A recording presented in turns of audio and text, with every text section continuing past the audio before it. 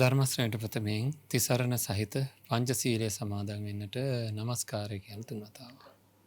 නමෝ තස්ස භගවතු අරහතෝ සම්මා සම්බුද්දස්ස නමෝ තස්ස භගවතු අරහතෝ සම්මා සම්බුද්දස්ස නමෝ තස්ස භගවතු අරහතෝ සම්මා සම්බුද්දස්ස බුද්ධං සරණං ගච්ඡාමි. බුද්ධං සරණං ගච්ඡාමි ධම්මං සරණං ගච්ඡාමි. ධම්මං සරණං ගච්ඡාමි සංඝං සරණං ගච්ඡාමි. සංඝං සරණං ගච්ඡාමි ဒ ුතියම්පි බුද්ධං සරණං ගච්ඡාමි. ဒ ුතියම්පි බුද්ධං සරණං ගච්ඡාමි ဒ ුතියම්පි ධම්මං සරණං ගච්ඡාමි. ဒ ුතියම්පි ධම්මං සරණං ගච්ඡාමි ဒ ුතියම්පි සංඝං සරණං ගච්ඡාමි. ဒ ුතියම්පි සංඝං සරණං ගච්ඡාමි තතියම්පි බුද්ධං සරණං ගච්ඡාමි. තතියම්පි බුද්ධං සරණං ගච්ඡාමි තතියම්පි ධම්මං සරණං ගච්ඡාමි. තතියම්පි ධම්මං සරණං ගච්ඡාමි තතියම්පි සංඝං සරණං ගච්ඡාමි. තතියම්පි සංඝං සරණං ගච්ඡාමි සරණාගමනං සම්පූර්ණං. ආම බන්තේ පාණාතිපාතා වේරමණී සික්ඛාපදං සමාදියාමි. පානාදිපාතා වේරමණී සික්ඛාපදං සමාදියාමි අදින්නාදානා වේරමණී සික්ඛාපදං සමාදියාමි. අදින්නාදානා වේරමණී සික්ඛාපදං සමාදියාමි කාමේසු මිච්ඡාචාරා වේරමණී සික්ඛාපදං සමාදියාමි. කාමේසු මිච්ඡාචාරා වේරමණී සික්ඛාපදං සමාදියාමි මුසාවාදා වේරමණී සික්ඛාපදං සමාදියාමි. මුසාවාදා වේරමණී සික්ඛාපදං සමාදියාමි සුරාමේරය මජ්ජපමා දට්ඨානා වේරමණී සික්ඛාපදං සමාදියාමි. සුරාමේරය මජ්ජපමා දට්ඨානා වේරමණී සික්ඛාපදං සමාදියාමි තිසරණේන සද්දෙන් පංචශීලං ධම්මං සාදුකං සුරක්ඛිතං කତ୍වා අපමාදේන සම්පාදේ තබ්බං. ආම බන්තේ සමන්ත චක්කවාලේසු අත්‍රා ගච්ඡන්තු දේවතා සද්දම්මං මුනි රාජස් සුනන්තු සග්ග මොක්ඛදං. ධම්ම ශ්‍රවණ කාලෝ අයං භදංතා. ධම්ම ශ්‍රවණ කාලෝ අයං භදංතා. ධම්ම ශ්‍රවණ කාලෝ අයං භදංතා. නමෝ තස්ස භගවතු අරහතෝ සම්මා සම්බුද්දස්ස. නමෝ තස්ස භගවතු අරහතෝ සම්මා සම්බුද්දස්ස. නමෝ තස්ස භගවතු අරහතෝ සම්මා සම්බුද්දස්ස.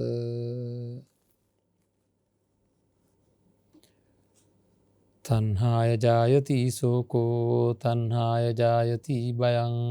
තණ්හාය විප්පමුත්තස්ස නත්ති සෝකෝ කුතෝ භයං තී. සද්ධා බුද්ධ සම්පන්න පින්වත්නි, සම්මා සම්බුදුරජාණන් වහන්සේ දේශනා කරපු ධර්මයට අනුව අපේ ජීවිතය නිබඳව නිරතුරුව සකස් කරගන්න ඕනෑ කියන කාරණාව අපි හැමදාමත් කියනවා. හැම නිමේෂයකම වගේ ඒ ගැන අපි හොඳින් සිහිපත් කරගත යුතුව තියෙනවා. ජීවිතයේ ගෙවිය යුතු ආකාරය නොදැනගෙන ජීවිතය ගෙවන්නට යාමෙන් ලොකු අනතුරු සිද්ධ වෙන ස්වභාවයක් තියෙන බව අපි දන්නවා.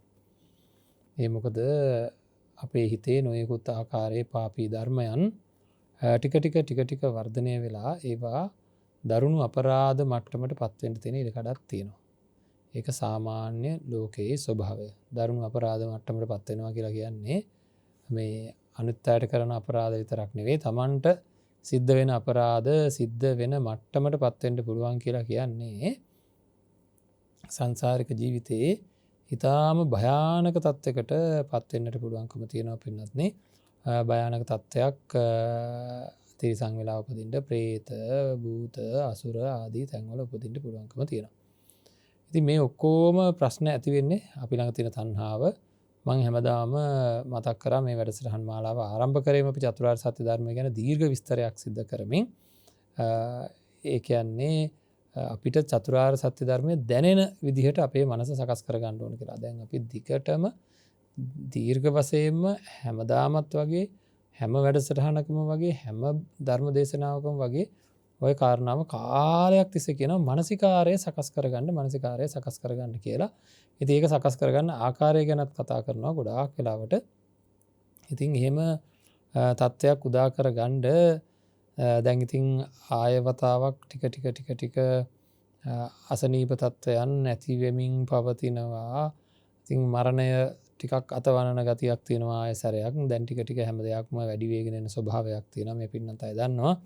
හොඳටම ආයසරයක් මේ කොවිඩ් ආසාදනය වෙන පිරිස වැඩි වෙමින් ඉන්නවා. ඒත් එක්කම මනස ඉක්මනට දූෂණය වෙන බොහෝ දේවල් රටේ තොටේ සිද්ධ වෙමින් පවතිනවා.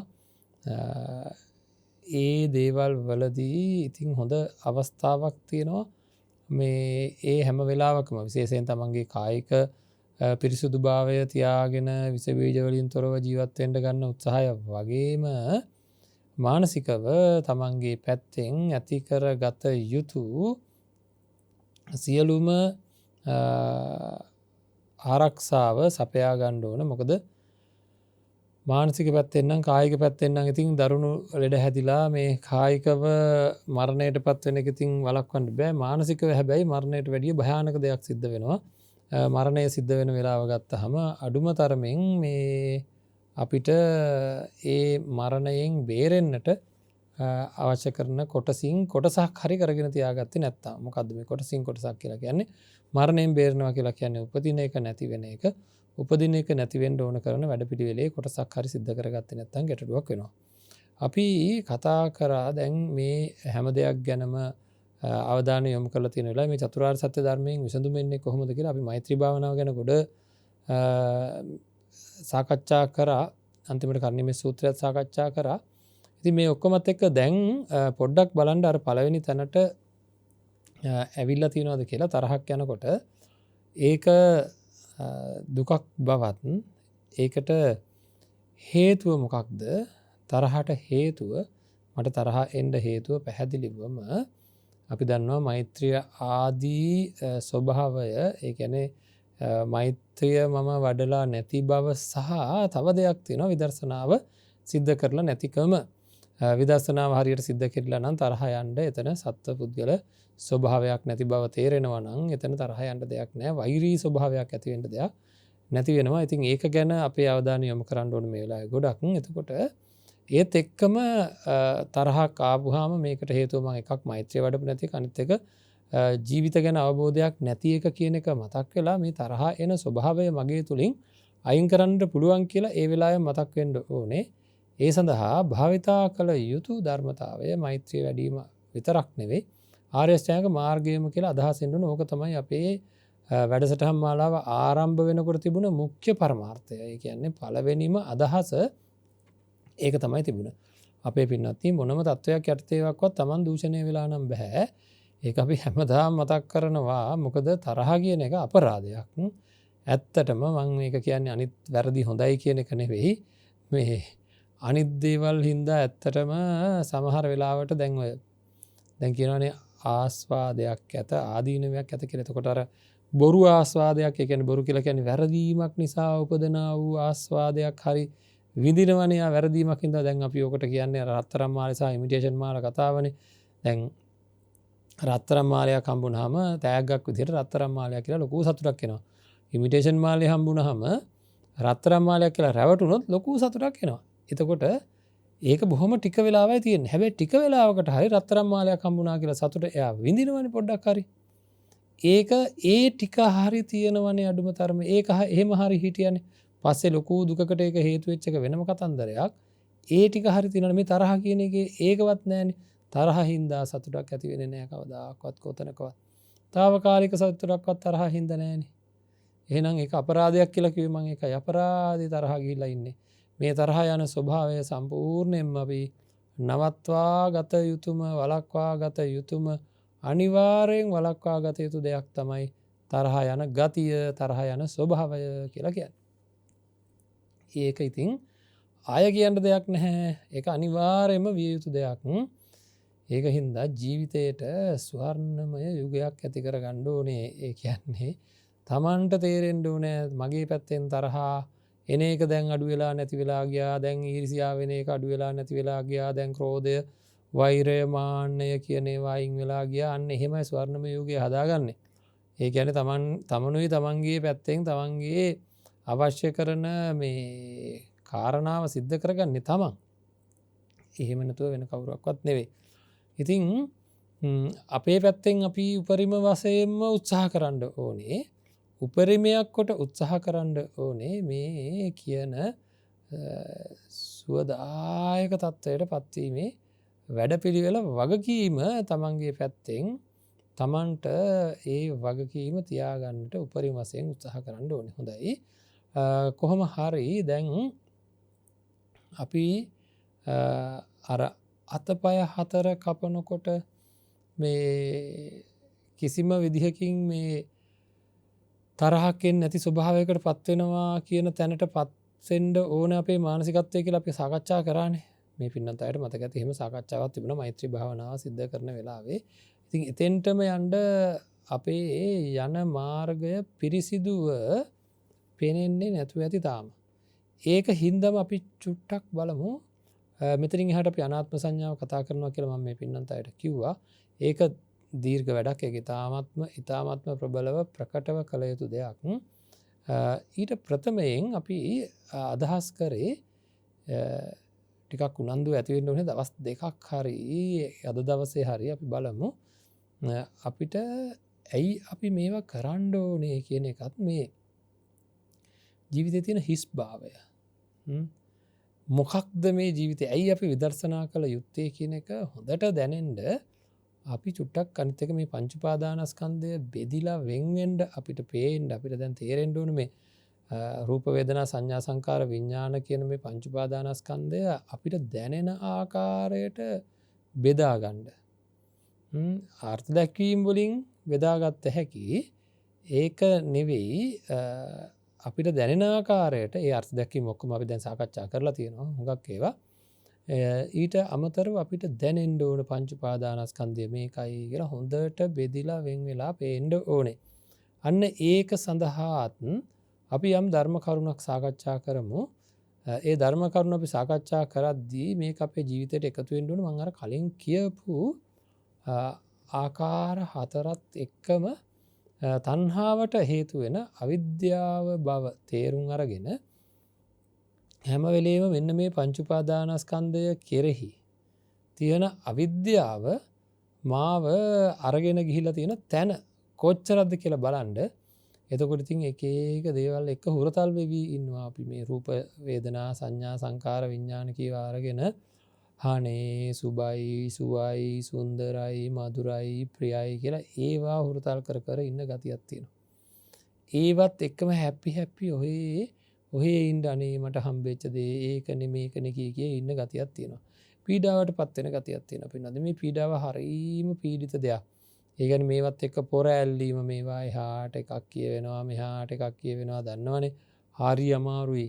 මේ ඔක්කොම තියෙන්නේ මොනවද මේ එහාට මෙහාට කියවිලි එතකොට වචන හුවමාරු කර ගැනීම එතකොට තව එක ආකාරයේ ප්‍රශ්න ගොඩයි අහවලාට මෙහෙම කිව්වලු අරම කිව්වලු මෙහෙම වුණාලු ගැහුවලු බැන්නලු දන්නවනේ මං කියන්නේ දැන් ඒවත් එක්ක ජීවිතේ ඍජුව තියාගන්න මිනිසුන්ට කොච්චර අමාරුද මේ තියෙන ආර්ථික අහේනියට වඩා අහේනියක් තියෙනවා යහපත් මිනිසුන් නැති තමන් ඉන්න තැන තමන් කරන දේ අන්න අයත් එක්ක ජීවත් වෙද්දී තමන්ගේ කාර්යභාරය මොකක්ද කියලා හරියට දන්නේ නැතුව නටන දඟලන ස්වභාවයත් එක්ක කොයි තරම්නම් අපහසුද තමන් ළඟ ඉන්න කට්ටියත් එක්ක ජීවත් වෙන්න කියන එක දැනලා තියෙනවා. ඉතින් එතකොට අන්න දැන් ඔන්න මං තමන්ගේ පැත්තටයි කතා කරේ.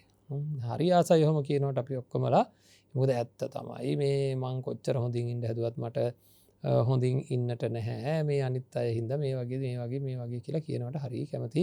ඔව් අපි එකතු වෙලා මේ අනිත් අයට ඔය වගේ එකතු වෙලා මේ අනිත් අය හින්දායි මට ඔක්කොම ප්‍රශ්න වෙලා තියෙන්නේ කියලා කතා කරමු කියලා අදහසකුත් එනවා. ඒක හොඳයි වගේ නිකන්. ඒක නෙවෙයි ඇත්ත තමයි ඔය බාහිර පරිසරයේ තියෙන කටුක ගෝර රෞද්‍ර ඡණ්ඩ කියලා කියන මේ තීව්‍ර ස්වභාවයක තියෙන වේදනා ඇති කරන ඔය බාහිර පරිසරයේ තියෙන නුගුණ තියෙන හැම දෙයක්ම තමන්ගේ ඇන ගැනීමට ලක් නොවී ජීවත් වීම තමයි බුදුරජාණන් වහන්සේ අපිට උගන්ලා තියෙන්නේ. මම ඇනගන්නේ නෑ අරගෙන. කටු ඇනුනොත් රිදෙනවා. මම කටු ඇනගෙන ජීවත් වෙන්නේ නැති වෙන්න. කටු ඇනගන්නේ නැති වෙන විදිහට මගේ පැත්තෙන් මං විසඳා ගන්න ඕනේ මේ ප්‍රශ්නේ. හරි. හොඳ ඝනකම් තියෙන සපත්තු දෙකක් දාගත්තාම ඉතින් ප්‍රශ්නයක් නැහැනේ. කොයි කටුකොඩේ හරි ගිය හැකි කිසිම ගාණක් නැතුව අන්න ඒ වගේ මගේ හිත හොඳට ඝනකම් කරගන්න ඕන ධර්මයෙන් කිසිම කට්ටක් බාහිර කට්ටක් ඇනෙන්නේ නැති විදිහට ඔය කටු ඔක්කොම ඇනෙන්නේ ඇනෙන ස්වභාවය තියෙන හින්දා පිළිබඳනේ. සපත් දෙක ගත්තාම සපත් දෙකේ ඇනෙන ස්වභාවය නැහැනේ. අන්න ඒ වගේ තමයි බාහිරින් එන සියලුම දේ ඉදිරියේ ඔහෙලාගේ වැඩේ ඔහෙලා කරගන්නවා. මමත් ඔහෙලට උදව් කරනවා. නමුත් මාවනම් හොල්ලන්ඩ හම්බෙන්නේ කියන තැනට තමන්ගේ පෞර්ෂය හදාගන්න ඕනේ. තමන්ගේ ධර්ම ඥානය දියුණු කරගන්න ඕනේ. එහෙම නැත්නම් ඉතින් හැමදාම එකම තැන තමයි වාසය කරන්න වෙන්නේ. ඒකින්ද අපි කොහොම හරි කරලා අපේ ජීවිතය සකස් කරගන්න ඕනේ. ධර්ම අවබෝධයෙන් යුක්තව මේ බලන්න අද අපි දැන් ඉඳන් කතා කරන මේ කාරණා ටිකත් එක්ක හොඳට අධ්‍යයනය කරන්න ඕනේ මේවා මේ කියන දේවල්. ඒ අධ්‍යයනය කිරීමත් එක්ක හොඳටම තේරෙවි මම කලින් මේ ටික දැනගෙන හිටියා නම් අපරාධේ කියලා. මතකද අපි අනිත්‍ය සංඥාව ගැන කතා කරද්දී ලෝකය ගැන කතා කරා. දැන් ආයෙ මතක් කරන්න යන්නේ ඒක දැන් කාලෙකින් මතක් වුණා කියලා කියන්න පුළුවන්කම තියනවාද තමන්ගේ මනසට තට්ටු කරලා අහලා බලන්න මට මගේ ලෝකය කොච්චර පුංචිද කියලා ඊයේ පෙරේද මතක් වුණාද කියලා. මම අර කූඹි ලෝකයක් ගැන කිව්වේ. හරි. හැමෝටම තියෙන ලෝකයක් ආයෙ මතක් කරනවා කොහොමත්. මොකද මේවා මතක් වෙන්නම ඕනේ. අපිට තියෙන මේ ලොකුවට දැනෙන දේවල් කොච්චර පුංචිද කියලා හැමදාමත් හැම නිමේෂයකමත් අපිට දැනෙන්නට ඕන. මෙච්චර මේ ලොකුවට දැනෙන ඒවා කොච්චර පුංචි දේවල්ද කියලා හැමදාමත් හැම නිමේෂයකමත් අපිට දැනෙන්නටම ඕනමයි. දැනෙන්නට ඕන නෙවෙයි දැනෙන්නට ඕනමයි. ඉතින් ඒ නිසාවෙන් අපි ගැන හොඳටම හොයාගමු. හොඳයි. දැන් අපි බලමු අපේ ලෝකය හැදෙන්නේ කොහොමද කියලා. කොහොමද අපේ ලෝකය හැදිලා තියෙන්නේ? පුංචි කාලේ ඉඳන් දන්න කාලේ ඉඳන් පෙනිච්ච රූප, ඇහිච්ච ශබ්ද, දැනිච්ච ගන්ධ, රස, ස්පර්ශ සහ ආදරය වැනි ධම්ම. ඔන්න කොටස් 6කට බෙදෙනවා ලෝකය. රූප ලෝකය, ශබ්ද ලෝකය, ගන්ධ ලෝකය, රස ලෝකය, ස්පර්ශ ලෝකය, ධම්ම ලෝකය කියලා තමන්ගේ ලෝකයේ මේ දේවල් ටික තියෙනවා පින්වත්. මේ දේවල් ටික අපේ ලෝකයේ තියෙනවා. එක එක්කෙනා හරියට එක එක විදිහට සකස් වෙච්ච උපකරණ වගේ කියන අදහස තියෙනවා. අපි ඔක්කොම මේ ලේ මස් නහර ඇට මිදුළු ආදිය තියෙන මේ ශරීරයක් අරගෙන කිලෝ 50 70 80 ශරීර අරගෙන අපි ඔක්කොම එහාට මෙහාට දුවනවා. මේ දුවන්නේ වෙන මොකටවත් ඒ ඔක්කොම දුවනවා. ඒ ඔක්කොම දුවන්නේ දැකපු දේවල්, අහපු දේවල්, විඳපු දේවල්, ඒ කියන්නේ ආග්‍රහණය කරපු දේවල්, රසවින්ද දේවල්, ස්පර්ශය වශයෙන් ලබාගත් දේවල් හරිද? තමන්ගේ දරුවෙක්ව තමන්ගේ ශරීරයට තුරුළු කරගන්නවා කියලා කියන්නේ ස්පර්ශයක්. ඉතින් ඒ ලැබපු ස්පර්ශයන් එතකොට සහ ලැබපු ආදරය වැනි දේවල් හැඟීම් උපදවාගත තමන්ගේ හිතේ ඇතිවෙච්ච හැඟීම්. ඒ හැඟීම් නිකන් උපදින්න බෑනේ. බාහිර පරිසරයේ සමහර දේවල් වල අවශ්‍යතාවය තියෙනවා. ඒවා අනුව තමයි ඒ හැඟීම් උපදින්නේ එක. අපි කැමති අපි බලාපොරොත්තු වෙන හැඟීම්. දැන් ආදරය කියන එක නිකන් උපද්දවා ගන්න බෑ. බාහිරින් කාගේ හරි බලපෑමක් ඕනේ. එතකොට ඉතින් ඒක උපදින්න නැති වෙනකොට මේක ඇතුළාන්තයේ ඉතින් ප්‍රශ්නේ. තමන්ගේ හිතේ එහෙම එකක් උපදිනවා නම් කැමති ඒක තියාගන්න ඉතින් දහසක් දේවල් ඕනේ. කාගේ හරි වචන ඕනේ, කාගේ හරි ක්‍රියාවන් ඕනේ, හොඳ දේවල්. ඉතින් මේ දේවල් බලහත්කාරයෙන් අරගෙනත් බෑ. ඒවා ඉබේම වගේ ලැබෙන්නටත් ඕනේ. මේ පැත්තෙන් හිතලා ලැබෙන්න ඕනේ. ওই වගේ කොන්දේසි ගොඩක් අපේ හිතේ ආදරය උපදින්නට අපේ හිත පුදුම කොන්දේසි වගේක් දාලා තිනවා. තේරුණාද කියප එක? අපේ හිතේ ආදරය උපදින්නට නම් අපි කැමති කියන මේ ආදරය උපදින්න නම් කෙනෙක් කෙරේ අපිම අපේ හිත අපිට කොන්දේසි වගේ අදාලා තියෙනවා. හොඳින් කතා කරන්න ඕනේ, ගොඩක් කැපකිරීම, ඒ පැත්තෙන් ගොඩක් කැපකිරීම වුණොත් තමයි ඔන්න ආදරය උපද්දවන්නේ කියලා අපේ හිත අපිට කොන්දේසි දාලා තියෙන්නේ. අපි දන්නේ නැහැ ඒක. එහෙනම් කෙනෙක් කැපකිරීම කරන්න ඕනේ. ඒ පැත්තෙන් බොහොම ආදරයෙන් කතා කරන්න ඕනේ. ඒ වගේ ගොඩක් දේවල් මේ සිද්ධ කෙරෙන ස්වභාවය තියෙනවා. ගොඩාක් දේවල් සිද්ධ කරන ස්වභාවය තියෙනවා. ඉතින් ඒක තමයි ඕන කරන පැත්ත. ඒක තමයි ඕන කරන පැත්ත. ඉතින් ඒක තමයි අපේ හිත ඉල්ලන්නේ. ඉතින් ඒවා හොයාගෙන දඟලන නැටිල්ල දැඟලිල්ල බලන්න මොනවද එහෙනම් අපේ ලෝකයේ හැදිලා තියෙන්නේ අතීත රූප ශබ්ද ගන්ධ රස ස්පර්ශ ධම්මත් එක්ක මම චුට්ටක් වේගෙන් මේ කාරණා ටික කියන්නේ මේවා විස්තරාත්මක සහ කලින් කතා කරපු දේවල් හින්දා. නමුත් ආය මතක් කරගන්න ඕන හින්දා. හොඳයි එහෙම ආකාර 6කින් මේ ලෝකේ හැදිලා තියෙන මොනවද? ඒ හැදිලා තියෙන ලෝකයේ ස්වභාවය. ලෝකයේ දැකිය හැකිව තියෙන සියලු රූපවලින් මම දැකලා තියෙන්නේ කොච්චර පොඩ්ඩද? ලෝකයේ ඇසිය හැකිව තියෙන සියලු ශබ්දවලින් විඳිය හැකිව තියෙන සියලු ගන්ධ, සියලු රස, සියලු ස්පර්ශ සහ ඇතිවිය හැකිව තියෙන හැඟීම් හොඳ සතුට උපදවන හැඟීම් වලින් ඔයයි මං ලබලා තියෙන්නේ කොච්චර පොඩ්ඩද? ඇසිය හැකි ශබ්දවලින් ආග්‍රහණය කළ හැකි ගන්ධවලින් විඳිය හැකි රසවලින් දැකිය හැකි රූපවලින් මම අහලා තියෙන්නේ දැකලා තියෙන්නේ විඳලා තියෙන්නේ කොච්චර පොඩ්ඩද? ඒ දේවල් වලින් විශේෂයෙන්ම මගේ මතකයේ රැඳිලා තියෙන්නේ දැකලා තියෙන වලින් කොච්චර පොඩ්ඩද? අපි නගරයක ඉඳන් නගරයකට ගමනක් යනවා. අපි මහනුවර ඉඳන් කොළඹ දක්වා යනවා. ඉතින් මම වටපිට බල බල යනවා. ගොඩාක් දේවල් දකින්නවා. ඉතින් මම දැකලා තියෙනවා එහෙනම් දැන්. ඒ වුණාට මට මතකයේ තියෙන්නේ සහ නැවත ආවර්ජනය කරගන්න පුළුවන් ආවර්ජනය වෙන්නේ කොච්චර චුට්ට දේවල්ද? අන්න අපේ ලෝකයට එකතු වෙන දේවල්. ඒ වයින්ොත් සමහර ඒවා මතක් වුණත් අවශ්‍යතාවයක් නැහැ. එහෙනම් හිතලා බලන්න නුවර ඉඳන් කොළඹට එනකන් නිදාගන්නේ නැතුව ඇස් දෙක අරගෙන වටපිට බල බල ආවනම් මතක තියෙන්නේ කොච්චර චුට්ටද? හරිද? අන්න එහෙනම් මේ ලෝකේ දැකලා තියෙන්නේ කොච්චර පොඩ්ඩද? ඒකෙන් මතක තියෙන්නේ කොච්චර පොඩ්ඩද? ඒ කියන්නේ මගේ ලෝකයට එකතු වෙලා තියෙන කොච්චර පොඩ්ඩද? රූප විතරක් නෙවෙයි, ශබ්ද ගන්ධ රස ස්පර්ශ ධම්ම කියන ඒවාත් ඔය වගේමයි. එහෙනම් මේ ලෝකයේහි තිබිය හැකිව තියෙන දේවල් වලින් මගේ ලෝකය කියලා කියන්නේ මගේ ලෝකෙට එකතු වෙලා තියෙන්නේ අංශු මාත්‍රයක වගේ දේවල් ටිකක්. මගේ හිත ආයේ ඉල්ලන්න යන්නේ දේවල් ටික මේ ලෝකයේ ඉල්ලිය හැකිව තියෙන රසයන් ගොඩාක් තියෙනවා. ඒකෙන් මගේ හිත ඉල්ලන්නේ බොහොම චූටි ප්‍රමාණයක්. මොකද මම දන්නේ එච්චරයි. හරිද? ඔය වෙන රටකට ගිහිල්ලා හරි නැත්නම් අලුත් ජාතියේ කෑමක් ආපු ගමන් කාලා බලපු ගමන් ඒකත් ආයේ මගේ හිත ඉල්ලන්න පටන් ගන්නවා. අන්න එහෙමනේ මේ ලෝකෙට එකතු වෙන්නේ. ඉතින් එහෙම එකතු වෙලා හැදෙන මේ ලෝකය ගැන අපි යම් අදහසක් තමන් එකතු කරගන්න ඕන. දැන් ඉතින් මගේ කියලා මේ මට දැනෙන ලෝකයක් තියෙනවා. ඒක පළවෙනිම කාරණා තමයි ඒක පුංචි ලෝකයක්. හරි? මට කියලා ගෙවල් වගේක් තියෙනවා. හිතන්නකෝ මට ඉඩමක් තියෙනවා, ලොකු ඉඩමක් තියෙනවා කියලා හිතන්න. ඉතින් ලොකු ඉඩමක් කියලා කියන්නේ ඔක්කොම සාපේක්ෂයි පින්නත් නේ. මේ විශ්වයට සාපේක්ෂව මම ඊයේ පෙරේද අපේ එක විද්‍යාඥයෙක්ගේ ප්‍රකාශයක් ඇහුණා මට. එතුමා කියනවා ඔන්න ඔය කතාව. ඉතින් ඒක විද්‍යාඥයෙක් වෙන්න ඕනේ නැහැ. ඒක කියන්නේ ඒක අපි අහලා තියෙනවා. නමුත් මේ විද්‍යාඥයෙක්ම කිව්වා, ලංකාවේ විද්‍යාඥයෙක් කියනවා එක වෙලාවක මේ විශ්වයට සාපේක්ෂව අපේ පෘථිවිය කියන්නේ දූවිලි අංශුවක් වගේ කියලා. මේ මහා පෘථිවියට සාපේක්ෂව අපේ රට කියන්නේ ඉන්දියන් සාගරයට සාපේක්ෂව අපේ රට මුතු කැටයක්. එහෙනම් පෘථිවියට සාපේක්ෂව අපේ රට කියන්නේ දූවිලි අංශුවක් වගේ පුංචි තැනක්. ඒතර විශ්වයට සාපේක්ෂව අහෝසි බිඳුව කියන්නේ තාම ගණිතයේ සංකල්පයක් තියෙන බිඳුව කියලා කියන්නේ තාම සියුම් පුංචි ඉලක්කමක්. ඒක ශූන්‍ය නෙවෙයි. හරිද? බිඳුව කියන්නේ පුංචි ඉලක්කම. ඒ වගේ එතකොට අපේ රට කියන්නේ විශ්වයට සාපේක්ෂව බිඳුව. එතකොට මගේ ඉඩම මේ විශ්වයේ මම දුහවිලි අංශුවකටත් වැඩිය පුංචි දෙයකට මල්ල පොරයක් අල්ලනවා. ඉවරක් නැති පොරයක් අල්ලනවා. ඒක තමයි කියන්නේ අපි ඉන්නේ ළිඳේ ඉන්න ගෙම්බා වගේ කියලා. ළිඳේ ඉන්න ගෙම්බට පේන්නේ ළිඳ ඇතුළ විතරයි. යා ලොකු පොරයක් අල්ලනවා. මේ ළිඳ ඇතුලේ රජ වෙන්න ලොකු පොරයක් අල්ලනවා. මේවා ලොකු දේවල් නෙවෙයි පින්නත්. හරියට දැනුණා නම් හරියට තේරුණා නම් මේ කණ්ඩ බොණ්ඩ ටික හොයාගත්තා නම් ඇති.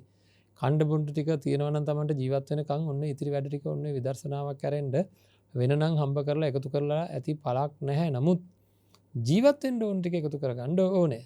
ලස්සනට ජීවත් වෙන්න ඕනේ. මේ ධර්මය මේ ආකාරයට තේරුම් ගත්තා කියලා ජීවත් වීම කියන එක අවශ්‍යයි. මැරණකම් ඉන්න එපා. තමන්ගේ දරුවන්නේ හැම කෙනෙක්ම හැම කෙනෙකුටම ඕන කරන ප්‍රත්‍ය පහසුකම් ටික සපයා ගැනීම අපි ඔක්කොගේම තියෙන වගකීමක්. ඉතින් ඒක තේරුම් අරගෙන තමයි ධර්ම අවබෝධයට එන්න ඕනේ. ඉතින් පළවෙනියෙන්ම මෙන්න මේ කඩා වැටීම සිද්ධ කරගන්න මම මොකද්ද මේ කරන නිෂ්ඵල දේ කියලා. කියන්නේ පුංචි ලෝකයක් Tamanට ගොඩනැගිලා තියෙන. හැබැයි ඒ ලෝකේ Taman හැසිරෙන්නේ මහා මේරු පර්වතයක් වගේ. ඒ දේවල් තමයි ඊළඟ ඒවා රැක ගැනීම සඳහා සිද්ධ කරන්නා වූ අති මහත් වූ ක්‍රියාවලිය ගැන හොඳට හිතලා බලන්න. ඒවා රැක ගන්න කරන මේ ඉතින් ඔක්කොම කරන්න ඕන. අන්න ඒ කරනකොට උපේක්ෂාව හිතේ දරා ගන්න තමයි ඔය දීර්ඝ විශාල ලොකු මේ ලෝකය ගැන චුට්ටක් හදා ගන්න ඕන. හිත උපේක්ෂාවේ හිත තියාගෙන ජීවත් වීම කියන එකේදී නැත්තම් වෙන්නේ මේ පුංචි දේවල් එක්ක මුළු ජීවිතේම පොරාලනවා. අතහැර ගන්න බැරුව යනවා. පිස්සු වගේ වෙනවා. අන්තිමට කරපු දෙයක් නැහැ. ඒකයි එහෙමත් කමන්නේ. දූවිලි අංශුව හරි කමන්නේ. ප්‍රයෝජනවත් නම් අරගෙන මසුරුකමෙන් තද කරගෙන හිර කරගෙන දෙන්නේ නැහැ කාටවත් කියලා තියාගත්තට කිසි ප්‍රශ්නයක් නැහැ. ඒකත් නැති වෙනවනේ අපේ මරණය කියන එක. ඒක අපිට කවදාකවත් සහතික දෙන්නේ නැහැනේ. මේ මෙච්චරම බය වෙන්න එපා. මෙච්චර කාලයක් ඉන්නවා කියලා සහතික දෙන්නේ නැහැ. අද රැයද කියලා කියන්න බෑ. මේ ඉන්නවා මේ එකතු කරගත්ත ඒවා රණ්ඩු වෙච්ච ඒවා ඔක්කොම තියලා යන්න වෙනවා. ඉතින් ওই වගේ ප්‍රශ්න ගොඩක් තියෙනවා ජීවිතය ගැන. ඒකයි කියන්නේ ඒවා හිතන්න කියන්නේ වෙන මොකක්වත් නෙවෙයි. සම්මා සම්බුදුරජාණන් වහන්සේ අපිට දේශනා කරන්නේ ආදීනව මෙනෙහි කරන්න කියලා. මෙහි ආස්වාදයක් ඇත. හැබැයි ආස්වාදය කොපමණද ආදීනව ඊට වැඩිය අති මහත් වූ ආදීනව මහා ප්‍රමාණයක් මේ පංච උපාදානස්කන්ධයත් එක්ක. ඉතින් ඒක නිසා අපේ පළවෙනිම දේ තමයි අපේ ලෝකය කියන එක පුංචි එකක් කියන අදහසක් හිස් වෙලා ගියා වගේ අහෝසි වෙලා ගියා වගේ දැනෙන්න උණු මම මොනවද මේ එකතු කරලා තියෙන්නේ නිෂ්ඵල දේවල් වගේ එකතු කරලා තියෙන්නේ. ඒකත් එක්ක අපිට ලැබෙන ධර්මස්කන්ධය කියලා කියන්නේ අපිට ලැබිලා තියෙන බුදුරජාණන් වහන්සේ දේශනා කරපු ධර්මය කියලා කියන්නේ මේ විශ්වයේම අති දුර්ලභව ලැබෙන දෙයක්. එහෙනම් අති දුර්ලභව ලැබෙන දෙයක් ලබා ගන්න ඕන්න මෙන්න කියලා තේදි මැරලා යයි. හරි. අති දුර්ලභ දෙයක් ලබා ගන්නට ඔන්න මෙන්න කියලා තේදි මැරලා යයි. ආය ලේසියකට සංසාරික ජීවිතේ බුදුබණ පදයක්වත් ඇහෙන්නේ නැති තැනක කාලයක් ඉන්නට සිද්ධ වෙයි පින්වත්නි. මේ වෙලාවේ උපරිම ප්‍රයෝජන ගන්න ඕන ඔය වගේ හිතලා තමන්ගේ හිත හදා ගන්න ඕනමයි. හදා ගන්න ඕනිමයි. ඔහොමම නම් තියාගෙන ඉඳලා හරියන්නේ නැහැ. බණ විතරක් අහගෙන ඉඳලා නම් වැඩකුත් නැහැ. බණ විතරක් අහගෙන ඉඳලා වැඩක් නැහැ. මම ඒකයි මේ බණ කියන ගමන් කරන්න දේවල් හැමදාම කියන්නේ. හැමදාම මොන හරි කරන්න දෙයක් කියන්නේ ඒ දේ කරන්නම ඕනේ. ඒතකොට දැන් මේ කියන්නේ දැන් අපි මේ කතා කරපු ටික කතා කරනකොට අපේ පින්නත් අයගේ චිත්තසංතානවල හැඟීමක් උපදිනවා. ඇත්ත තමයි මේ කියන්නේ ඇත්ත තමයි මේ කියන්නේ කියලා හැඟීමක් උපදිනවා. ඉතින් ඇයි එතනින් නැවතිලා ඉන්නේ ඇත්ත තමයි කියන්නේ කියලා හිටියට බෑ. ඒකයි කරන්න දෙයක් කියන්නේ මේ හැඟීම මේ දැන් ඉපදුනා නම් මේ කියපු ටික අහලා පුංචි ලෝකයක හිර වෙලා එහාට මෙහාට ඔහේ ඇවිද ඉන්න ශරීර මේ ලෝකෙම තියෙන්නේ. වමට යනවා දකුණට යනවා නැගෙනහිරට යනවා උතුරට යනවා එහාට මෙහාට වෙවි. ඔහේ තියෙන මේ මනුස්ස ශරීරයන් සියලු දෙනා තමන්ගේ හිත්වල උපදින තමන්ගේ ලෝකයට සාධාරණයක් ඉෂ්ට කර ගැනීමේ අරමුණින් යුක්තව එහාට මෙහාට යන මේ ජීවියාගේ ස්වභාවය ගැන අපි හොයලා බලමු. හරියටම එහෙනම් පළවෙනි දේ හොයාගත්තා. ඒක තමයි පුංචි ලෝකෙක හිර වෙලා තියෙන බව. හරිද? එහෙනම් තණ්හාය ජායති සෝකෝ තණ්හාය ජායති භයං තණ්හාය විප්පමුත්තස්ස නත්ති සෝකෝ කුතෝ භයං. හරි මේ හිර වෙලා තියෙන්නේ මේ තණ්හාව ඉපදිලා තියෙන තැන් වලයි. එතකොට අපිට අපේ ලෝකය කියලා දැනිච්ච දේවල් වලට තමයි තණ්හා ඉපදිලා තියෙන්නේ. ඒ කියන්නේ ඇහිලා හරි තියෙන්න ඕන. මට හිමි වෙලා නැහැ. නමුත් ඇහිලා හරි තියෙන්න ඕන, දැනගෙන තියෙන්න ඕන. රූප වශයෙන් දැකලා, ශබ්ද වශයෙන් අහලා, ගන්ධ වශයෙන්, රස වශයෙන්, ස්පර්ශ වශයෙන් විඳලා ඒව නැවත විඳ ගන්න බැරුව, අහ ගන්න බැරුව, ලබා ගන්න බැරුව, දැක ගන්න බැරුව තමයි තණ්හාවෙන් ඉන්නේ ඒව ගැන. එහෙම නැතුව කවදාකවත් දැකපු නැති, කවදාකවත් අහලවත් නැති කවදාකවත් විඳලා නැති කවදාකවත් හැඟීම් පහළ වෙලා නැති දේවල් ගැන තණ්හා මාත්‍රයක්වත් ඔය సంతානයේ ඇති වෙන්නේ නැහැ. එහෙනම් ඇති වෙනව නම් ඇති වෙන්නේ අර පුංචිම පුංචි ලෝකේ ගැන විතරයි. එතකොට ඔන්න ඔය දුක හිතන කාරණාව අපේ පින්වත්නි ඔය පුංචිම පුංචි ලෝකය තමයි මාව සංසාරික ජීවිතය අරගෙන යන්නේ. අපිටත් වැඩිය පුංචිම පුංචි ලෝකයක් තියෙන්නේ තිරිසංගත සත්වයින්ට. ජීවයා පොඩිවෙන්ඩ ඒ සතාට මේ ලෝකය ගෝචර කරගන්න තියෙන ඉඩ කඩ ගොඩා කඩුවෙනවා. ඒ අයගේත් හැබැයි එහෙම ගොඩාක් මේ සංවේග ජනක සිද්ධිය බලන්න. අපේ ගෙදරින් බල්ලෙක් කියලා ගන්නකො. එයා බලන්ට ඇමරිකාව ගැන මොනවද දන්නවද? යාපනය ගැන දන්නවද? අඩුම ගානේ මහනුවර ගැන දන්නවද? එයාගේ ලෝකෙ කොච්චර පොඩිද? හැබැයි ඒ පාපයේ තරම බලන්න පින්නත්නි අපේ ගෙදර කීප දෙනා විතරයි අඳුරන්නේ. අපේ මේ ඒවත් හරියට අඳුරන්නේ රූපවාහිනිය පේනේවත් දැනෙන්නේ නැහැ, තේරෙන්නේ නැහැ. හැබැයි ඒ පුංචි ටිකට එයාට අපිට වගේ නෙවෙයි. හඳුනාගත්ත පොඩිම පොඩි සංඥා ටික කෙරෙහි ඒ කියන්නේ එයා දැන් මාව මගේ ළඟ ඉන්න කෙනෙක් නම් මන්නම් ඒ බලු පැටියව හැදුවේ.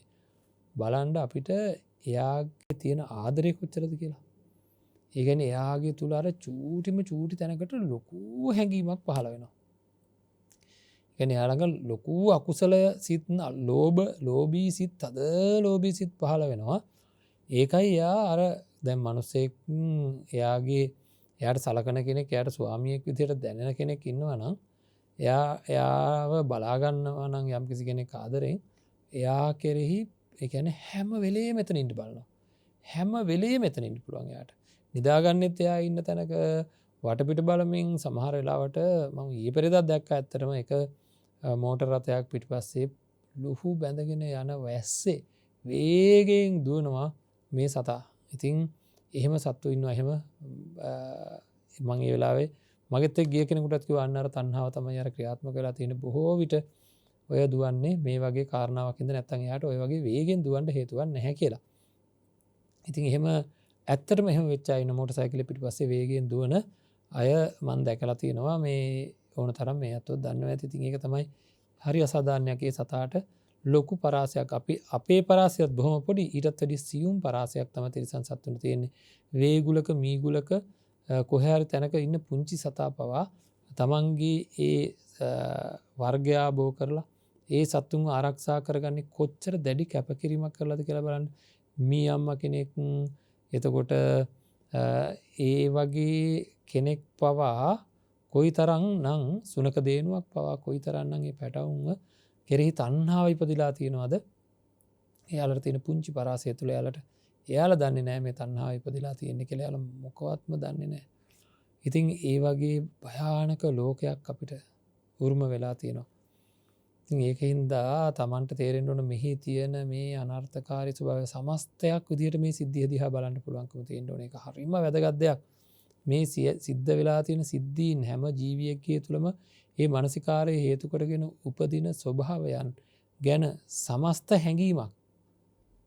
හැඟීමක් උපදවා ගන්න බලන්න. මේ ඔක්කොම මැෂින් වගේ එහාට මෙහාට දුවන බල්ලොත් එහාට මෙහාට දුවනවා, කුකුලොත් එහාට මෙහාට දුවනවා, නරිත් එහාට මෙහාට දුවනවා, මිනිස්සුත් එහාට මෙහාට දුවනවා. හැමෝම මේ ලෝකයේ Tamanට හම්බෙච්ච කොටස ආරක්ෂා කරගන්නත් නොහැම්බෙච්ච කොටස් ග්‍රහණය කරගන්නත් තමන්ගේ පැවැත්ම ආරක්ෂා කරගන්නත් දැඩිව උනුන් මරා ගනිමින් පවා එකිනෙකාට හානි කර ගනිමින් බැන ගනිමින් නොයෙකුත් විකාර කරමින් මේ දුවන හැටි ටිකක් බලා ගන්න ඕන නම් ප්‍රවෘත්ති විකාශය දිහා බලන්න. එතකොට හොඳට තේරෙනවා කොහොමද தත්ත්වේ තණ්හාව කොහොමද ක්‍රියාත්මක වෙලා තියෙන්නේ කියන එක ගැන හොඳින් තේරෙනවා. සමහර අය හිතාගෙන ඉන්නවා සියලු දෙනාම රවටලා මම ලොකු ජයග්‍රහණයක් ලබා ගත්තා කියලා. නමුත් තමන්ට පෙරදිලා බව ඒ කටියට තේරෙන්නේ නැහැ. තමන්ට පෙරදිලා. ඉතින් ඒකින්ද අපිට පරදින්නේ නැතුව අවශ්‍ය කරන විදර්ශනාව සිද්ධ කරගන්නට ඕනේ. බොහෝ කාරණා කිව්වේ මේකට ප්‍රවිෂ්ටයක් ලබා ගන්න ඕනේ. හින්දා ඉතින් අද අපි බලාපොරොත්තු වුණේමත් මේ සැබෑ తත්වය ගැන තමන්ගේ ලෝකය ගැන තියෙන මේ අති විශාල හැඟීම දුරු කර ගැනීම සඳහා මෙහෙයුමක් දියත් කරන්න. සාපේක්ෂතාවය පිළිබඳ වෙලාවකට ඔය එළියට යන්න. රැක බොහෝ තරු පිරිලා තියෙන වෙලාවක අහස හොඳට මේ පැහැදිලිව පේන වෙලාවක චුට්ටක් එළියට ගිහිල්ලා ඕනනම් එළියේ පුටුවක් තියාගෙන උඩු අතට ඕනනම් ඉන්න පුළුවන් විදිහට ඇස් තියාගෙන ඔය තරු දිහා බලාගෙන අහස දිහා බලාගෙන මේ විශ්වය ගැන යම් හැඟීමක් හදාගන්න උත්සාහ කරන්න ලොකු දෙයක් නෙවෙයි. ඒ කියන්නේ මේකේ තියෙන අනන්ත ස්වභාවය ගැන.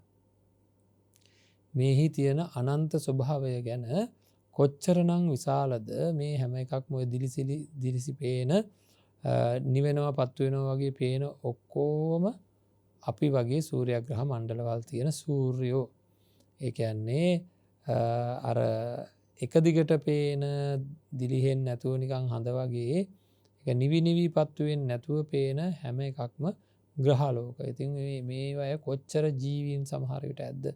අපි වගේ කොච්චර සූර්යග්‍රහ මණ්ඩල ඇද්ද?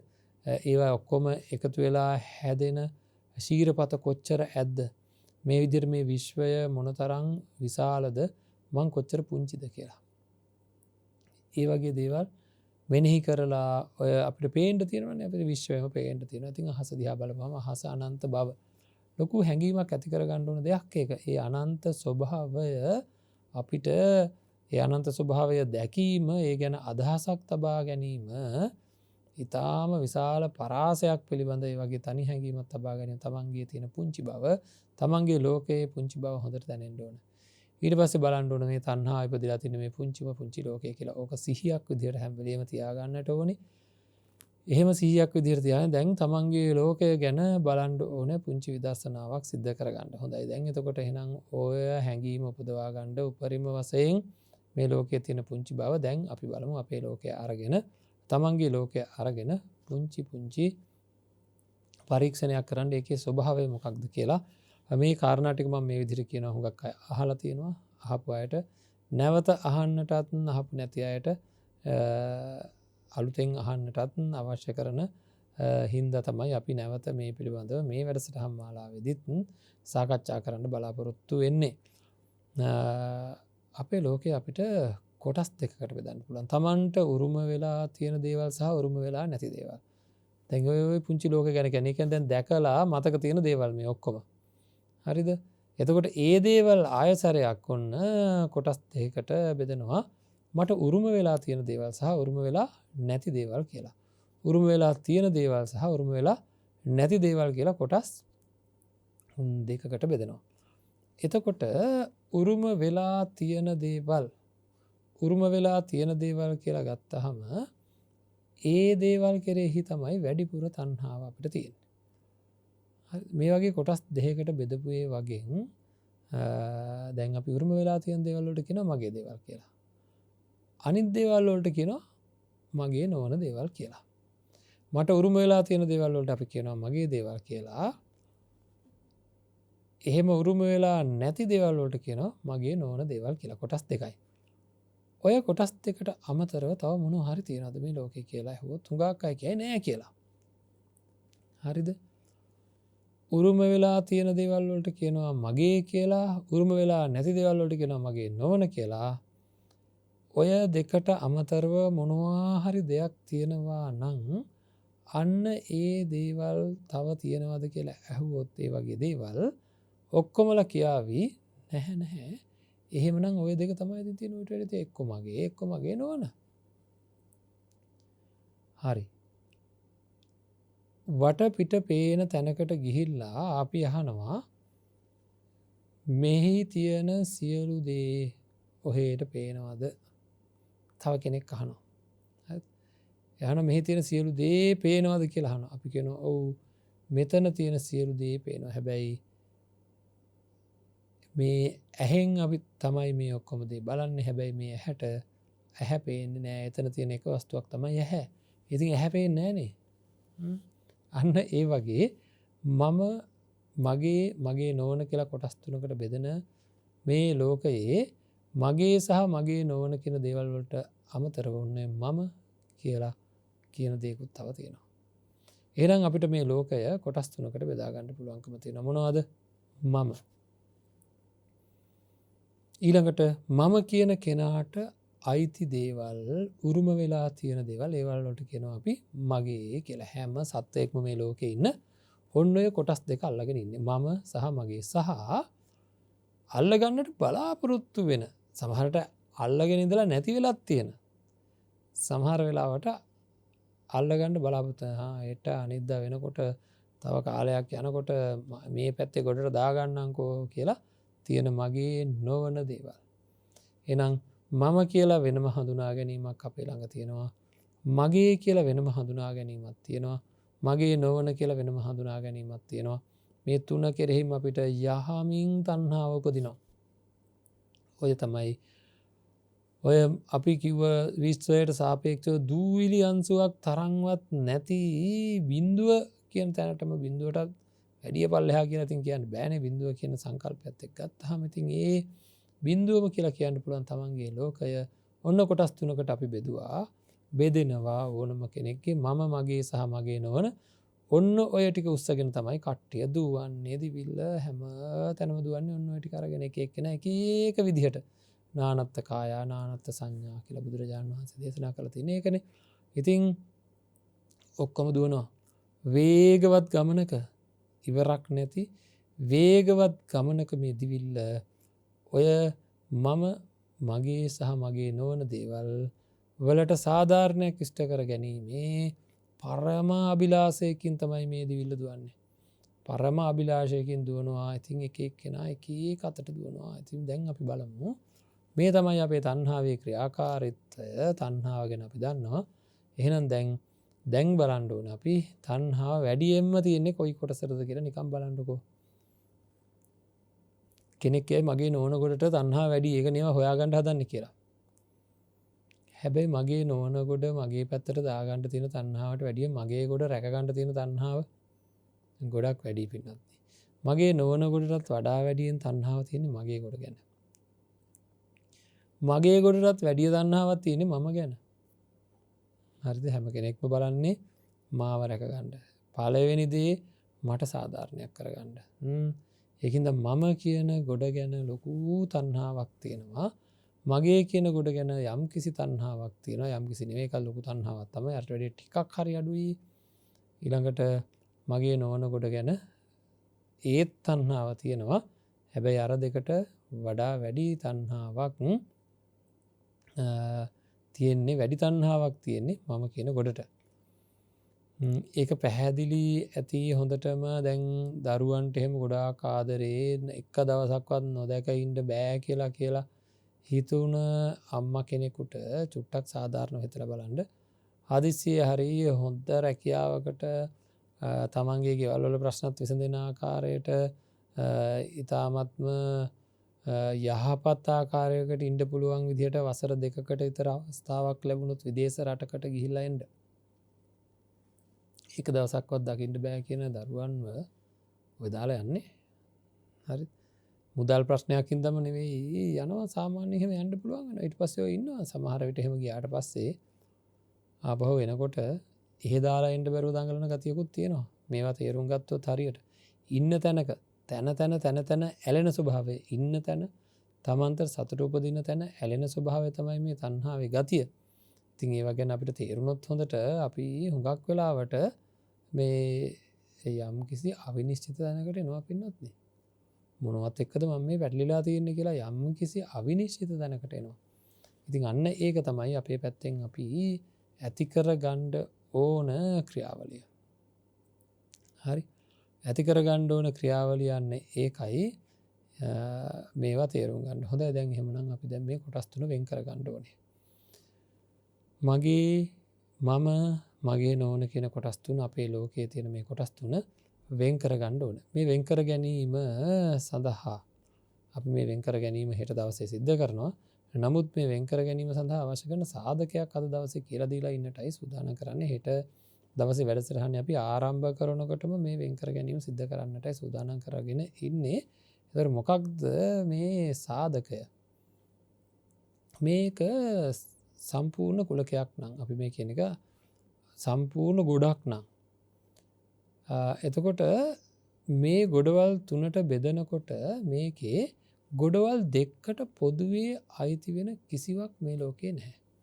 ගොඩවල් දෙකකටම පොදුවේ අයිති වෙන කිසිවක් මේ ලෝකේ නැහැ. ඒක අපි තේරුම් ගන්න ඕනේ. ඇයි එහෙම කියන්නේ? යමකට මම කියනවා නම් මම කියන කෙනාට අයිති දේ තමයි මගේ වෙන්නේ. යමකට මම කියලා කියනවා නම් මේ ලෝකයේ අන්න ඒ මම කියන කෙනාට අයිති දේ තමයි මගේ කියලා ගන්න පුළුවන් වෙන්නේ. එතකොට මම කියන එක වෙනම තියෙන්නට ඕනේ, මගේ කියන දේවල් වෙනම තියෙන්නට ඕන කියන එක පැහැදිලි. ඊළඟට යමක් මගේ නම් ඒක මගේ නොවන වෙන්නේ නැහැ. එතකොට යමක් මගේ නොවන නම් ඒක මගේ වෙන්නේ නැහැ. හැබැයි මේ එක වෙලාවක මම කියන්නේ මේ වර්තමානයේ. හැබැයි මගේ නොවන දෙයක් හෙට වෙනකොට මගේ වෙන්න පුළුවන්. මගේ දෙයක් හෙට වෙනකොට මගේ නොවන වෙන්න පුළුවන්. ඒක වෙනමම කතාවක්. හැබැයි යමක් මම නම් ඒක මගේ වෙන්න විදිහක් නැහැ. යමක් මගේ නොවන නම් ඒකත් මගේ වෙන්න විදිහක් නැහැ. ඒ වගේම යමක් මගේ නම් ඒක මම වෙන්න විදිහක් නැහැ. ඔය විදිහට මේ ගොඩවල් තුන වෙන් වශයෙන් තියෙන්නේ. ඒ දෙකටම අයිති වෙන මේ වර්තමානයේ ඒ දෙකටම අයිති වෙන කිසිවක් නැහැ. හැබැයි හෙට වෙනකොට ඒවා වෙනස් වෙන්න පුළුවන්. ඒවා මාරු වෙන්න පුළුවන්. එකවර නෑ. අද මේ වෙලාවේ නෑ. එහෙනම් මේ කොටස් තුන වෙන් කර ගන්න ඕන. ඔන්න ඔය නීතිය භාවිතා කරලා පුළුවන් නම් හිතලා බලන්න වෙන් කරගෙන තියාගන්න. හෙට අපි වෙන් කරමු මේ දේවල්. එතකොට ඔය ලෝකෙට මොකද වෙන්නේ කියලා අපි බලමු. කොහොම නමුත් අපි යා යුතු ඉලක්කයක් තියෙනවා. නිස්සත්තෝ නිජ්ජීවෝ ශුන්‍යෝ කියලා බුදුරජාණන් වහන්සේ දේශනා කරලා තියෙනවා. ඒක එහෙමනම් මේ අපි මේ ඇති කරගත්ත ප්‍රවේශය තුළනුත් ඒ වගේ හැඟීමක් උපදවා ගන්නට අපිට හැකියාවක් තියෙනවද කියලා අපි විමසලා බලන්නට ඕනේ. අපි විමසලා බලන්නට ඕනේ. ඉතින් ඒක තමයි අපේ පැත්තෙන් අපි ඊ타මත්ම ඉහළ විග්‍රහයක් සිද්ධ කරගන්න ඕනේ මේ දේවල් පිළිබඳව. කොහොමද මේවා මගේ නොවන කියන තැනට මේවා වෙන් කරගන්නේ කියලා මේකේ තියෙන වටිනාකම තේරෙවි. කරගෙන ගියාට පස්සේ තේරෙවි මේකේ තියෙන වටිනාකම මොකක්ද කියලා. කොහොම නමුත් අවසාන ඉලක්කය මේවා හැම දෙයක්ම අපිට අවසානයේ දැනෙන්න ඕන, ඔප්පු කර දැනෙන්න ඕන. ඔප්පු කරලා කියන්නේ සාධක ඇතුව කාරණා සහිතව දැනෙන්න ඕන අපේ පින්වත්නි. මේවා නිස්සත්තයි නිජ්ජීවයි ශුන්‍යයි කියලා නිකම් බෑ. මම කියලා දෙයක් නැහැ, මගේ කියලා දෙයක් නැහැ, මගේ නොවන කියලා දෙයක් නැහැ කියලා අපි ඕන තරම් කියනවා. රූපය මම නෙවෙයි, වේදනාව මම නෙවෙයි, මගේ නෙවෙයි, මගේ ආත්මය නෙවෙයි කියලා. අපි මේ විදිහට විදර්ශනා වාක්‍යයන් කියනවා. නමුත් බලන්න මේ හැඟීමුයි තියෙන්නට ඕන. ඒ හැඟීම අපි ළඟ නැත්තම් අපි ඒ හැඟීම උපදවා ගන්නට අවශ්‍ය කරන වැඩපිළිවෙල අනිවාර්යයෙන්ම උපයා සපයා ගන්නට ඕන බව හොඳින් තේරෙන්න ඕන. අපි මේ හැඟීම උපයා සපයා ගන්නට ඕන. ඒක තමයි අත්‍යවශ්‍ය කාරණාව, ඉතා අවශ්‍ය කාරණාව. ඉතින් ඒ හැම දෙයකින්ම අපේ ජීවිතය පෝෂණය කරගන්න කොහොම හරි කරලා මේ ශුන්්‍යතාවය අත්දකින්නට ඕනේ. ඉතින් ඒකට ලොකු උපකාරයක් වේවි කියලා හිතෙනවා. ওই විදිහට අපි බෙදලා බලමු. හෙට දවසේ ඔය කාරණාවන් ආරම්භ කරපු මොහොතේ ඉඳලම මේ වර්ගීකරණය කරගන්නටයි සූදානම් වෙන්නේ. ඒකත් එක්ක මොකද වෙන්නේ කියලා විමසලා බලමු. මොකද්ද වෙන්නේ, මොකද්ද අවසාන ප්‍රතිඵලය කියලා. ඒක තනියම කරන්න පුළුවන්ද කියලාත් බලන්න. එහෙම වුණොත් බොහොම වටිනවා. හොඳයි. ඉතින් ওই විදිහට මේ තණ්හාව ඉපදිලා තියෙන්නේ මේ ගොඩවල් වලට. කොහොමද අපි මේ තණ්හාවෙන් අත මිදෙන්නේ කියලාත් එතකොට බලා ගන්න පුළුවන්කම තියෙවි. ඉතින් ওই විදිහට මෙනෙහි කරගෙන තමන්ගේ පුංචි බව, ඊතා පුංචි බව, දුහිලි අංශුවක් තරම්වත් දෙයක් තමන්ට නැති බව තේරුම් අරගෙන මේ ජීවිතය අවබෝධ කරගෙන තණ්හාව දුරු කරගෙන සසර සුවපත් කරගෙන උතුම් නිවනින් සැනසෙන්නට හැම දිනාටම ශක්තිය, ධෛර්යය, වීරිය, අදිස්ථානය, වාසනාව, ප්‍රඥාව ලැබේවා කියලා අපි ප්‍රාර්ථනා කරනවා. හැම දිනාටම සම්මා සම්බුදු සරණයි. ආකාසට්ටා ච බුම්මට්ටා දේවා නාග මහිද්దికා පුඤ්ඤන්තං අනුමෝදිත්වා චිරං රක්ඛන්තු ශාසනං චිරං රක්ඛන්තු දේශනං චිරං රක්ඛන්තු මං පරන්ති. හොඳයි පින්වත්නි, අද දවසේ නිවසේ ඉඳලා ධර්මය ශ්‍රවණය කරපු මේ පින්නන්ත පිරිසට ධර්මය නිවසේ ඉඳන් ශ්‍රවණය කරන්නට අවශ්‍ය කරන කටයුතු සම්පාදනය කරලා දෙන්නේ ජයමග රූපවාහිනී කාර්ය මණ්ඩල අපේ පින්නන්ත දරුවන් වගේම කල්යාණ මිත්‍ර දායකත්වය ලබා දෙන අපේ පින්නන්ත පිරිස. ඉතින් ඒ අය වෙනුවෙන් අපි ප්‍රාර්ථනා කරමු මේ ජීවිතේ ලැබිලා තියෙනවා නම් යම් කිසි ආකාරයක දුකක් ලැබෙන්නට තියෙනවා නම් යම් කිසි ආකාරයක දුක් පීඩාවන් ඒ සියල්ල දුරු යන්නට හේතු වේවා මේ ධර්ම දානමය පුණ්‍ය කර්මය වගේම කායික මානසික සුවය ලැබේවා නිදුක් නිරෝගී චිරජීවනය ලැබේවා මේ ව්‍යසනකාරී කාලයේදී කිසියම් අනතුරකටපත් වන්නට හේතු නොවේවා කියලා ප්‍රාර්ථනා කරමු. ඒ වගේම හැමදෙනාම වෙනුවෙන් අපි ප්‍රාර්ථනා කරනවා සසර ජීවිතය පුරාවට කවදාකවත් පාප මිත්‍ර ඇසුරකට පත්වන්නට හේතු නොවේවා කල්යාණ මිත්‍ර ආශ්‍රය ලැබේවා උතුම් නිවනින් සැනසෙන්නට මේ සියලු පුණ්‍ය ශක්තියින් හේතු වේවා කියලා ප්‍රාර්ථනා කරනවා. ඉතින් අද දවසේ කල්යාණ මිත්‍ර දායකත්වයේ වශයෙන් සඳහන් කරලා තියෙන්නේ පින්වත්නි මහරගම කටුවාවල උද්‍යානයේ අංක 28න් 14 නිවසේ විසූ පරලෝසපත් ගීතා දොඩංගොඩ මෑණියන්ගේ පවුලේ සැමදෙනා කියලා. මහරගම කටුවාවල උද්‍යානයේ පදිංචි පරලෝසපත් ගීතා දොඩංගොඩ මෑණියන්ගේ පවුලේ සැමදෙනා කියලා. මීට වසර 8කට පෙර අපාතරින් වියෝ වූ ගීතා දොඩංගොඩ මෑණියන්ට ඉතා ඉක්මන් භවයකදීම උතුම් නිර්වාණය සාක්ෂාත් කර ගැනීමට මේ ධර්ම කුසලය හේතු වේවා කියලා සඳහන් කරලා තියෙනවා. ඒත් එක්කම දෙපාර්ශ්වයේම මිය පරලෝ යන්නට යෙදුණු දෙමාපියන්ට නෑදෑයිත මිත්‍රාදීන්ට මේ පින් අනුමෝදන් වේවා කියලා සඳහන් කරලා තියෙනවා. නායක ස්වාමීන්ද්‍රයන් වහන්සේ ඇතුළු ජයමගම කාර්ය මණ්ඩලයටත් ලෝකවාසී සියලු දෙනාටත් උතුම් නිර්වාණ ශාන්තියෙන් සැනසීමට හැකි වේවා කියලා සඳහන් කරලා තියෙනවා. ඉතින් අපි හැම දෙනාටම සෙත් ප්‍රාර්ථනා කරමින් කටයුතු කරන ඒ පිරිස වෙනුවෙන් අපි ප්‍රාර්ථනා කරමු. ඒ දොඩංගොඩ මෑණියන්ගේ පවුලේ හැම දෙනාටම නිදුක් නිරෝගී චිරජීවනය ලැබේවා. ඒ හැම දෙනාටමත් සුජීවත්ව වාසය කරන හැම දෙනාටමත් උතුම් ධර්මාවබෝධය සඳහාම මේ සියලු පුණ්‍ය ශක්තියින් හේතු වේවා කියලා ප්‍රාර්ථනා කරනවා. ඒ වගේම දොඩංගොඩ මෑණියන් ඇතුළු සියලුම මේ පරලෝකීය ඥාතීන්ටද මේ පින් අනුමෝදන් වේවා. ඒ අත්න්ද සුගතියෙන් සුගතියටපත් වේවා. අවසානයේදී උතුම් නිවනින් සැනසේවා කියලා ප්‍රාර්ථනා කරනවා. හැම දිනාටම සම්මා සම්බුදු සරණයි. ජයමග පිළිසරණ මනුෂ්‍යත්වය වෙනුවෙන් හෘදයාංගම ලබඳියාව. කොළඹ 7 ජාත්‍යන්තර විපස්සනා භාවනා මධ්‍යස්ථානයේහි මේ වන විටත් පවත්වාගෙන යනු ලබන අන්තර් කොවිඩ් භික්ෂු ප්‍රතිකාර මධ්‍යස්ථානයේහි සියලු කටයුතු සම්පාදනය වෙන්න පින්වත්නි එහි දායකත්වය ලබා දෙන අපේ පින්වන්ත පිරිසගේ බැති බර දායකත්වයන් හේතුවෙන් ඉතින් ඊයේ දවසේ පුන් පොහෝ දින නොවැම්බර් 18 වෙනිදා ඒ දායකත්වය ලබාගෙන කටයුතු කරන්නේ චමිලා මහත්මිය සහ නන්දා හතුරුසිංහ මහත්මිය කියලා සඳහන් කරලා තියෙන්නේ. ඒ වගේම ඒ පවුල්වල සියලු දෙනා විසින් කියලාත් සඳහන් කරලා තියෙනවා. ගිලන් ස්වාමීන් වහන්සේලාට නිදුක් නිරෝගී චිර ජීවනය උදා වේවා. කොරෝනා රෝගයෙන් ගිලන්ව සිටින සියලු දෙනා ඉතා ඉක්මනින් සුවපත් වෙත්වා. කොරෝනා රෝගය ලෝකයෙන්ම තුරන් වේවා කියන අරමුණෙන් තමයි අන් අයට ගිලන් අයට සෙත් ප්‍රාර්ථනා කරමින්ම තමයි තමන්ගේ මේ දායකත්වය ලබාගෙන කටයුතු කරන්නේ. ඉතින් ඒ ආකාරයටම සියලු ස්වාමීන් වහන්සේලාට සියලුම ගිහි පින්වන්ත අයට වගේම ලෝකයෙන්ම මේ රෝගය තුරන්වන්නට මේ සියලු පුණ්‍ය ශක්තියින් හේතු වේවා කියලා අපි ප්‍රාර්ථනා කරමු. ඒ වගේම චමිලා මහත්මිය, නන්දා හතුරුසිංහ මහත්මිය ඇතුළු සුජීවත්ව වාසය කරන සියලු දෙනා, පවුලේ සියලු දෙනා මේ හැම දෙනාටම නිදුක් නිරෝගී චිරජීවනය ලැබේවා. මේ ව්‍යසනකාරී කාලයේදී කිසිදු අනතුරකටපත් නොවන්නට මේ උතුම් දානය හේතුවක්ම වේවා කියලා අපි ප්‍රාර්ථනා කරනවා. ඒ වගේම අද දින නොවැම්බර් 19 වෙනි දින මෙම දායකත්වය අරගෙන කටයුතු කරන දීපා රුද්‍රගූ මහත්මිය කියලා සඳහන් කරලා තියෙන්නේ.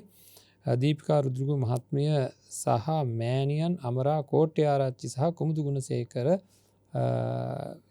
විසින් කියලාත් සඳහන් කරලා තියෙනවා. ඉතින් අසේල රුද්‍රගූ, ගඟුල් රුද්‍රගූ යන පුතාලාට නිරෝගී සුව සහ දීර්ඝායුෂ ප්‍රාර්ථනා කරනවා ප්‍රධාන වශයෙන් කියලා සඳහන් කරලා තියෙනවා. ඉතින් අපි ප්‍රාර්ථනා කරමු විශේෂයෙන්ම මේ රුද්‍රගූ දරුවන්ට අසේල සහ ගඟුල් කියන පුතාලාට නිරෝගී සුව දීර්ඝායුෂ ලැබේවා. ඒ පමණක් නෙවෙයි දීපා රුද්‍රගූ, අමරා කෝට්ටයාරච්චි, කුමුදු ගුණසේකර ඇතුළු ඒ සුජීවත්ව වාසය කරන සියලු දෙනා ඒ අය වෙනුවෙන් සුජීවත්ව වාසය කරන සියලු දෙනාටම නිදුක් නිරෝගී චිර ජීවනය ලැබේවා. උතුම් යහපත සිද්ධ වේවා. සියලු බාධකයන් දුරු වේවා. අපි ප්‍රාර්ථනා කරනවා මේ ව්‍යසනකාරී කාලෙදී කිසි අනතුරකට පත් නොවේවා අවසානයේදී උතුම් නිවනින් සැනසෙන්නට හේතු වේවා කියලා ඒ වගේ මේ පිරිස වෙනුවෙන් මේ පරිලෝකීය සියලුම ඥාති මිත්‍රාදීන්ටද මේ පින් අනුමෝදන් වේවා. ඒ අත්තන්ද සුගතියෙන් සුගතියටපත් වේවා. හැම දිනාටම උතුම් ධර්ම අවබෝධය සඳහා මේ සියලු පුණ්‍ය ශක්තියින් හේතු වේවා කියලා අපි ප්‍රාර්ථනා කරනවා. හැම දිනාටම සම්මා සම්බුදු සරණයි. ජයමග පිළිසරණ මනුෂ්‍යත්වය වෙනුවෙන් හෘදයාංගම ලබඳියාව. මෙවැනි වටිනා ධර්මදේශනා නැරඹීමට ජයමග TV YouTube නාලිකාව සබස්ක්‍රයිබ් කර සීනුව ලකුණ ක්ලික් කරන්න.